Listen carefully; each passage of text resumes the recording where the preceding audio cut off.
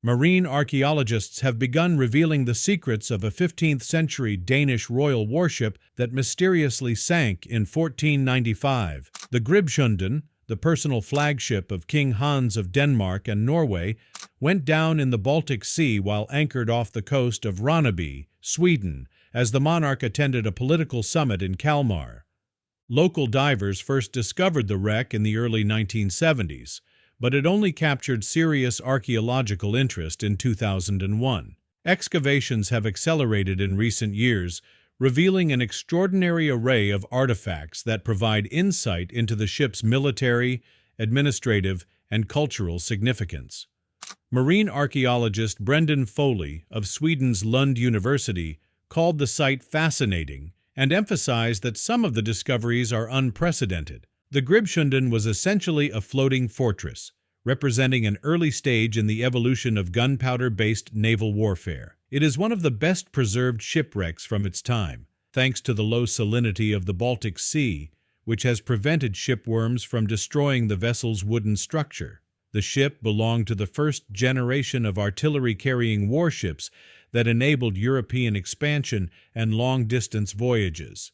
Despite having excavated only 2% of the site, Foley and his team have already recovered enough artifacts to keep researchers busy for years. Among their findings are several intact wooden crossbows, early handguns, and a purse filled with silver coins. These items highlight the vessel's dual purpose as both a military stronghold and a center for economic and political operations. One of the most remarkable discoveries is an assortment of exotic spices belonging to King Hans.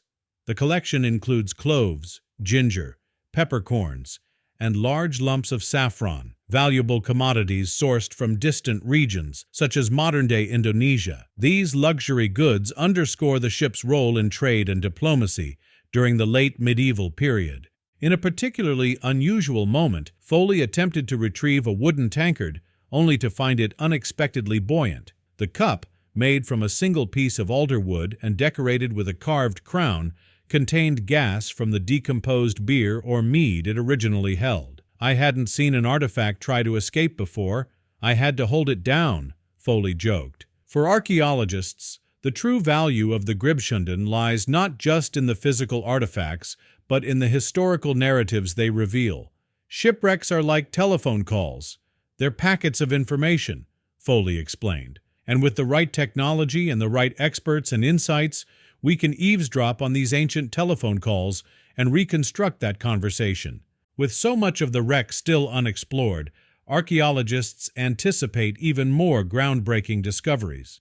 The artifacts recovered so far paint a vivid picture of life on board a royal warship at the dawn of Europe's naval expansion. The continuing excavation of the Gribshunden promises to shed further light on the political, economic, and technological landscape of the late 15th century.